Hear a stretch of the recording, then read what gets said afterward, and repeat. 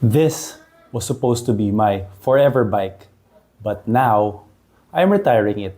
Titanium bikes are said to be forever bikes, and I've ridden my Titanium Enigma Escape Mk2 for more than 10,000 kilometers. And if this bike has been ridden this far, it should go a little bit further, right? Right? In this video, I'll show you my build, what I love about it, where it can improve, and why I'm retiring this forever bike. My first bike was a Cannondale CAD 10 and I rode it for almost 10 years. On the side, I also did some mountain bike using my father's GT mountain bike, but I mostly rode on the road. As time went by and I started going to more places, I felt the need for a more versatile bike that I can ride anywhere, mainly because of the bad roads and because of the rise of gravel riding. And if I were to upgrade, I should go one time, big time. My Candle CAD 10 bike was an aluminum frame, and since I was thinking of upgrading the material, I had several material choices to choose from. The more common upgrade choice would be to look for a carbon road bike. But I didn't feel comfortable buying a carbon bike because we have this habit of packing our bikes inside cars along with a lot of other stuff. And if carbon absorbs forces from directions where it isn't designed to absorb that force, it can damage or break easily. So I was looking at either steel or titanium frames. Steel is a more common material. There are a lot of good bike brands with steel bike frames. It's workable, it's flexible, but it can corrode over time if not well maintained. Titanium, on the other hand, is a stronger material, it's more flexible, it can resist corrosion, and can make for an overall lighter bike frame compared to a steel counterpart. And because of these attributes, it has that reputation of lasting forever. Plus, I like the look of titanium. It's subtle, quiet, it's not loud like fancy carbon race bikes. It's a bike for people who go by the saying, if you know, you know. The only downside is that it can be more expensive than steel frames. There are a number of titanium bike brands out there. So the more famous ones are Linsky and Moots. These are American brands, but there are also other bike builders all around. There are also other reputable OEM bike builders like Watley, where you can get custom titanium bikes at very affordable prices. But since I was thinking about going one time, big time, I wanted to look at cool, niche-sounding bike brands. So enter Enigma. It's a British bike builder that offers a range of frames from road to MTB. But one model caught my eye because it had the specs I wanted. It was all road to gravel geometry. It had clearance for 700C wheels up to 45mm wide tires. It had external cable routing for a mechanical group set for ease of maintenance, and fork mounts for extra cargo. It was the Enigma Escape.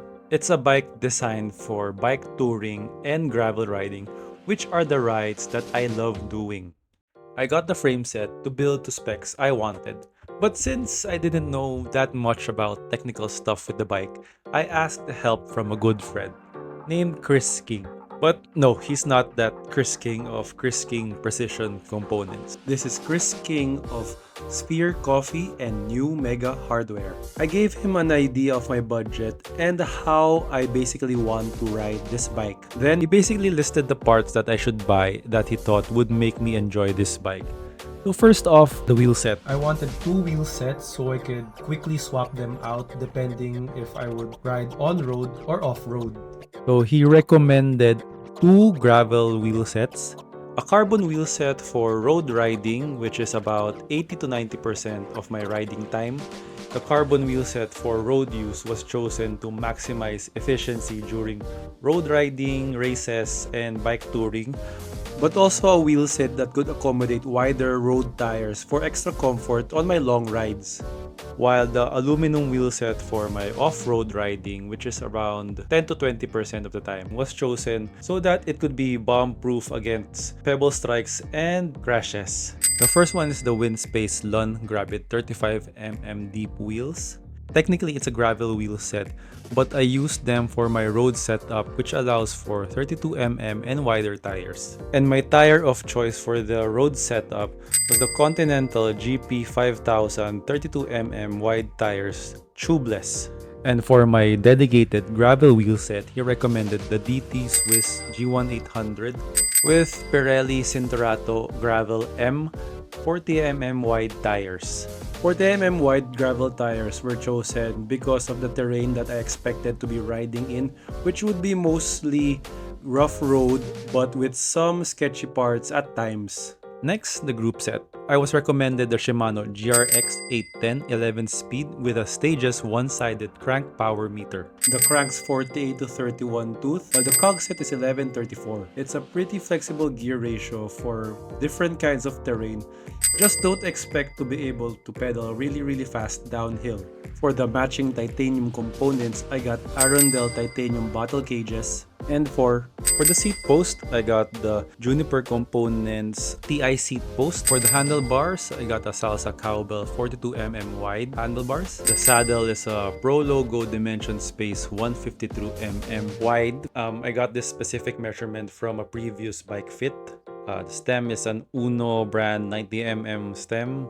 Bottom bracket was pretty generic ZTTO brand.